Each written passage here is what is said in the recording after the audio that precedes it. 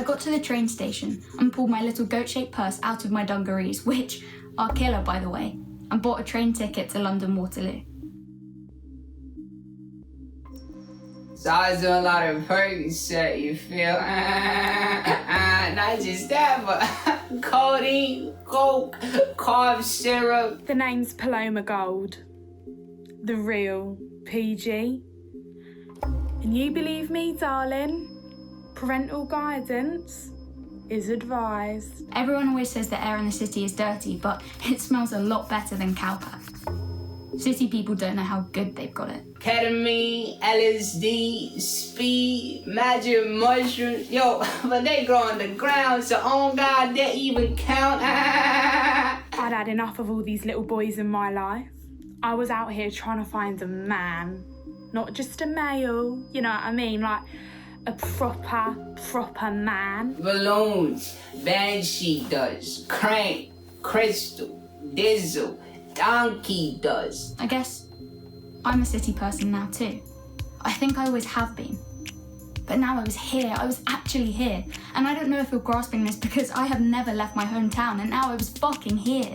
I picked my daughter up from school and I was driving her to my mate's because she was going to watch her while I went to strut my stuff on my date. I was on a bit of a calm down, still had some bud left, so thought I'd roll myself a little joint on my drive, you know, ease myself a little.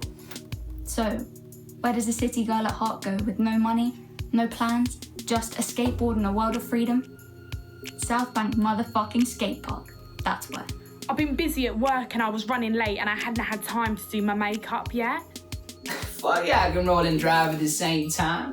I knew I had a light in the glove box, so I got one hand on the wheel, fat blunt out my mouth, like, where the fuck's that lighter? And so I'm riding along the pavement towards South Bank, headphones in, music blaring. And I was just at that tricky point with my eyeliner, like trying to get the line on the cat flick, like the little pussy cat that I am. Can't find it. If I just got it on my fingertips, if I just reach down and tear my eyes out that road for just a sec. And the roads in the countryside are so quiet that out of habit I'm riding fast. I pull off a clean kickflip, land it perfectly. And then... I guess 1 second is all it takes. Here.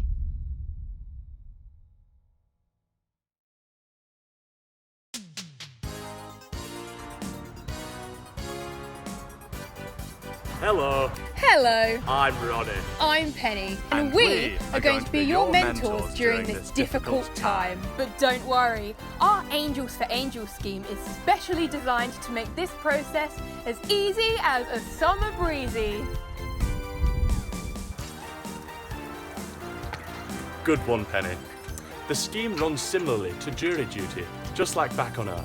Sadly, people die on Earth very regularly, and the passing over process can be very difficult for some people. But we have got your back. Every day, angels, such as ourselves, are called upon to help people just like you. Our 3-step program will be sure to deliver a swift passover. Step 1. Meet the mentors. This is us meeting you. Hello! Step 2. Accept your death.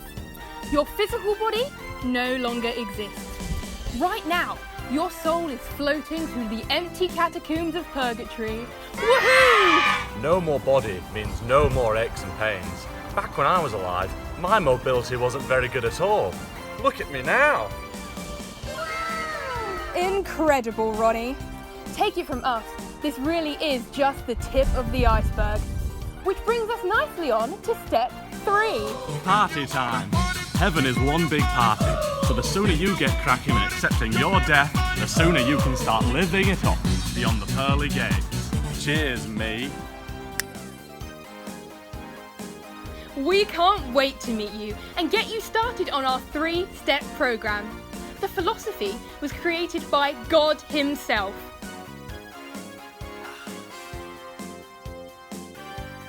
And if you can count on God, you can count on us. And if you can't trust God, then who can you trust?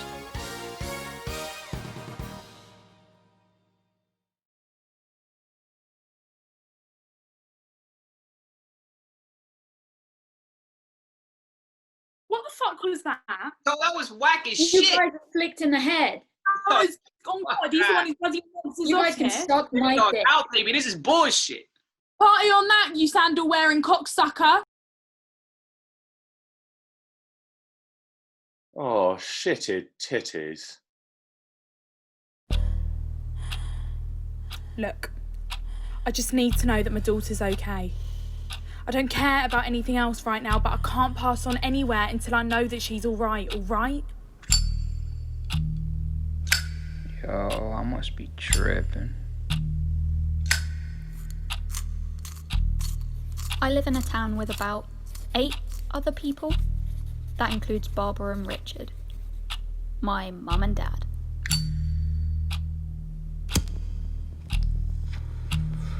One minute I'm at my buddy's house, tripping. Then I'm driving along and now I'm here tripping. I'm sorry, but I just can't be dead. It's not right. What kind of God is going to allow a little girl to grow up without her mother? I don't know what you lot need to do, but whip up some magic fairy angel dust and send me right back to where I came from, because I can't leave my daughter behind. What kind of parental guidance advised don't you understand?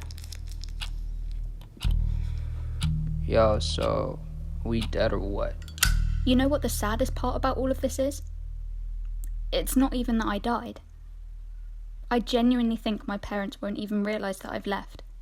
And if they do, they won't care.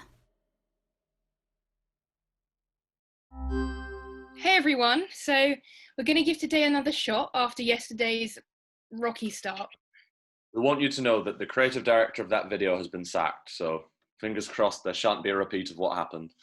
I think what's best for everyone at the moment, including Ronnie and myself, is that we're all as open and honest with each other as possible.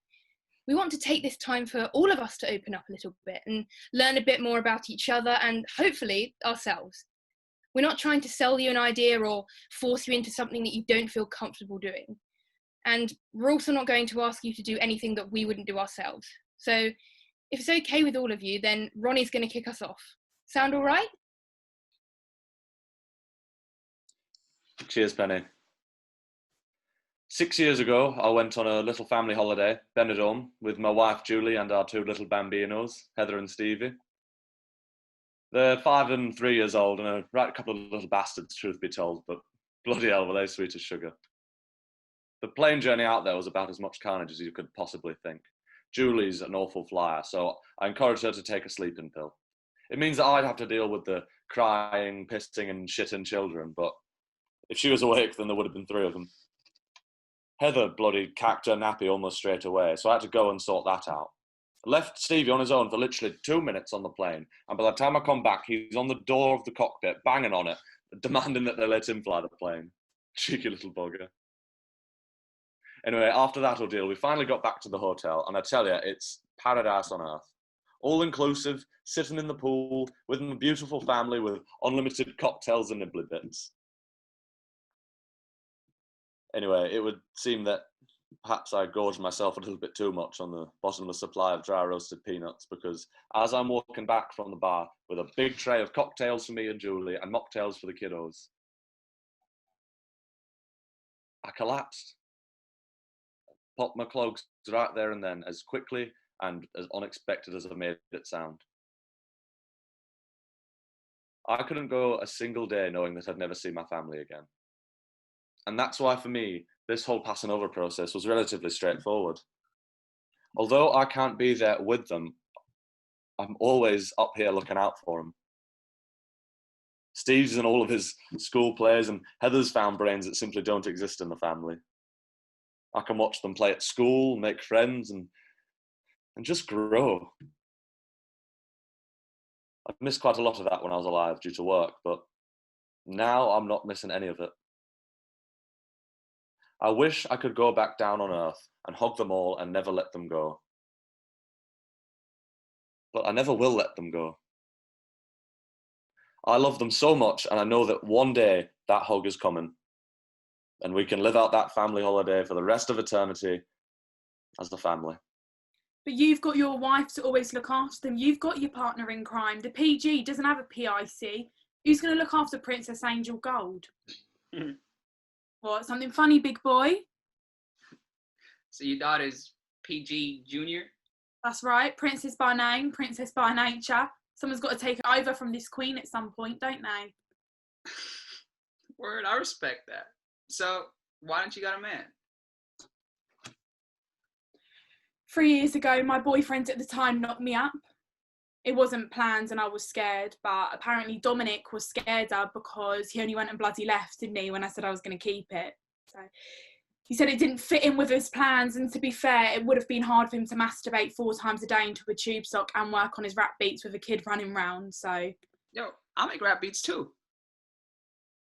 Sorry. Truth be told, after having my little angel, Princess Angel, I did struggle. Trouble is, being a parent is the main thing in a world where you need a partner, but being pregnant is the hardest time to find someone. As my bump got bigger, so did my anxieties. I put on a lot of baby weight. I mean, PG Junior's fit as a fizzle because of it, but it didn't do much for my self-esteem. I didn't really feel like myself with this alien thing going inside of me.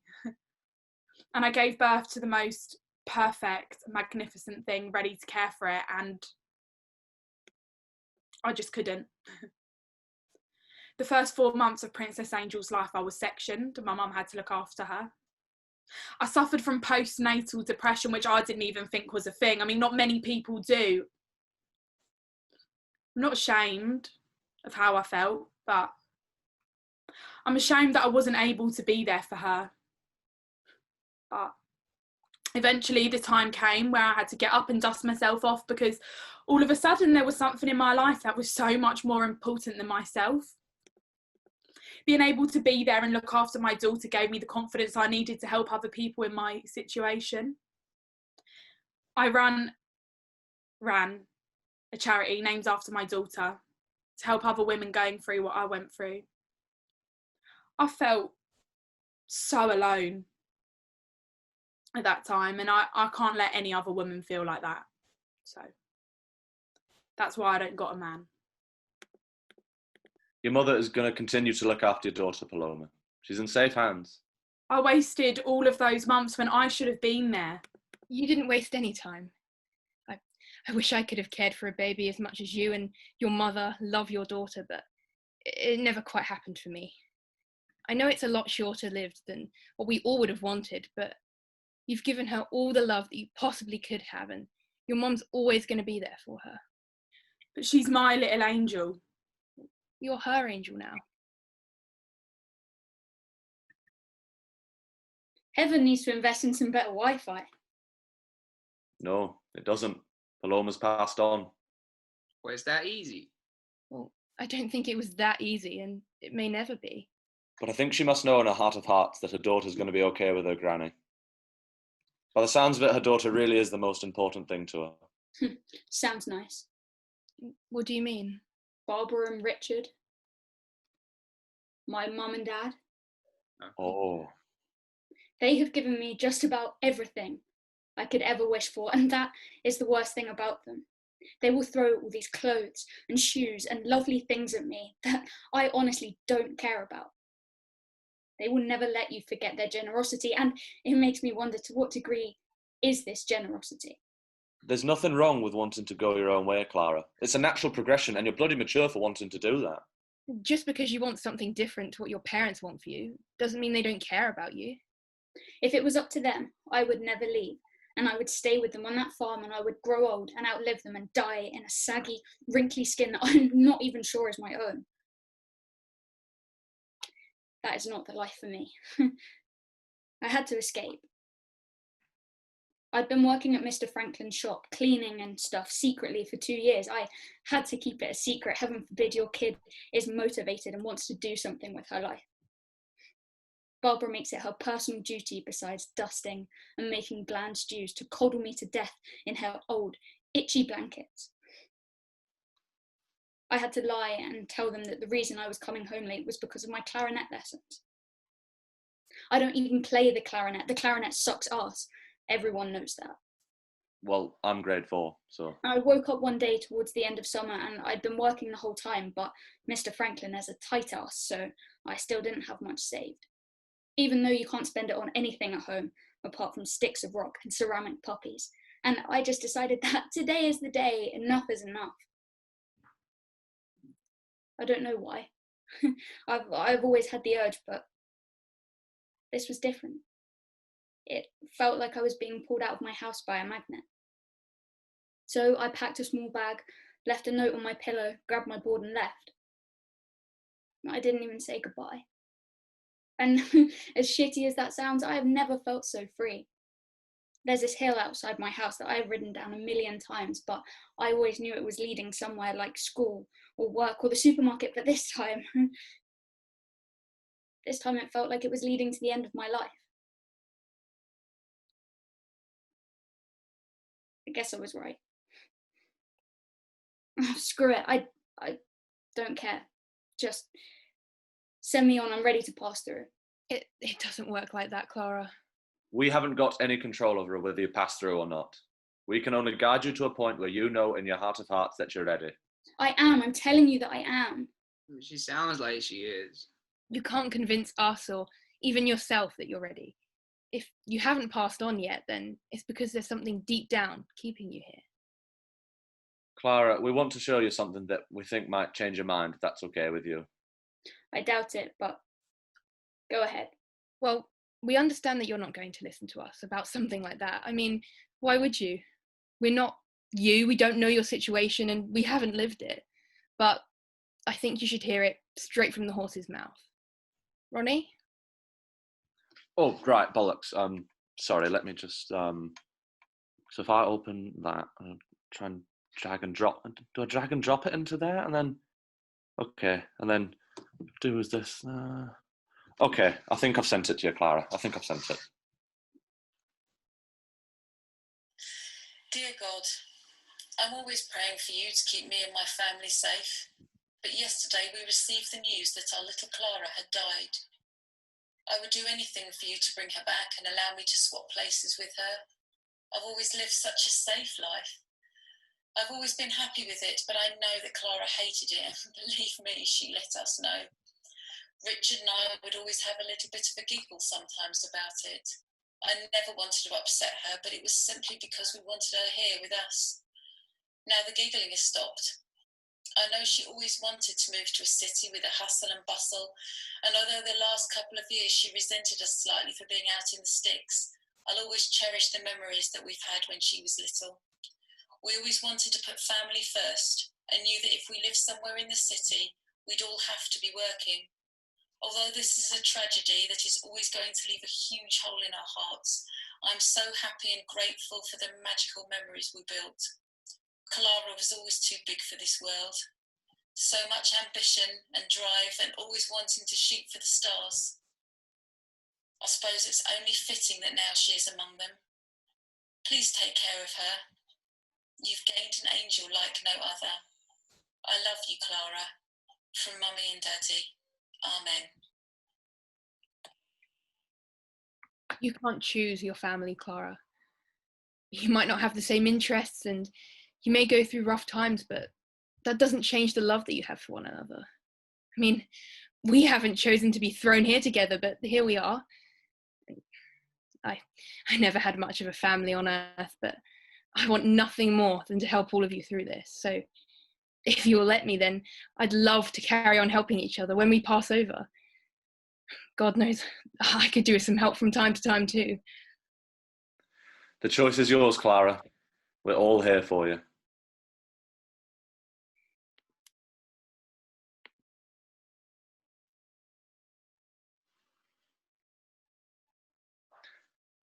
How you feeling, buddy?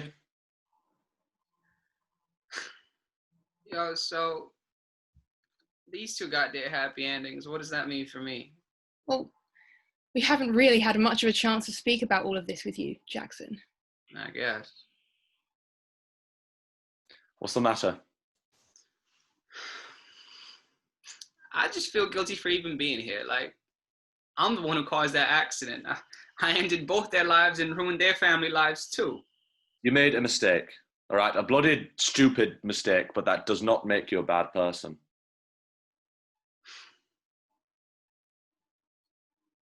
Yo, I got a question. you said earlier about waiting for your family to be here with you. Because in that case, I mean, I got no family or nothing. I never really knew my parents, you know. I grew in and out of different orphanages with my little sister. We got dealt with a pretty whack hand, you feel? We only had each other, so that's what made us that close, you know, that strong, a team, you know. But then when she was 14, she got cancer. I mean, 14. After all the goddamn shit we've been through, feeling at times like we were better off dead than being alive. We fought through, you know, and things started looking up for us. I started providing for her as her legal guardian when I turned an adult, you know, and she was doing well in school, and I'm providing for both of us. I'm making money, and things are good. Then that shit happens. I mean, kids shouldn't get cancer, so we didn't know what it was, and we didn't diagnose it very early on.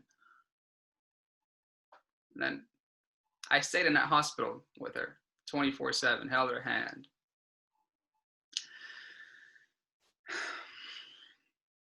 Because, you know, I couldn't give up. When I felt at my lowest, I knew I had her relying on me, so I couldn't give up. And I lost my shit when she died. I mean, no reason to be responsible anymore, so why should I? I went on a bender for weeks, just hanging out, getting high. But I was with the wrong people, you know? It took me a while to figure it out, but I had an epiphany, or like that. So I got out of there, you know, packed a bag and drove. And the next thing you know, I'm here. I ain't got nobody in the real world, so I'm not sure why I just haven't passed through yet, but I guess I just still don't believe it or something. Anyway, I guess what I'm asking is, will I get to see my little sister if I pass through? There's someone who wants to speak to you, Jackson.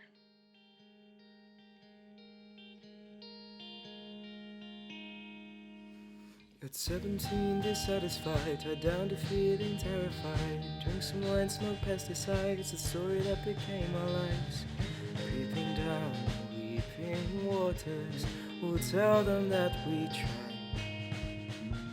I found out who I need to be, mistaking substance endlessly, realizing new realities, inventing new identities. This view is all I need. Allow myself to see. God belongs to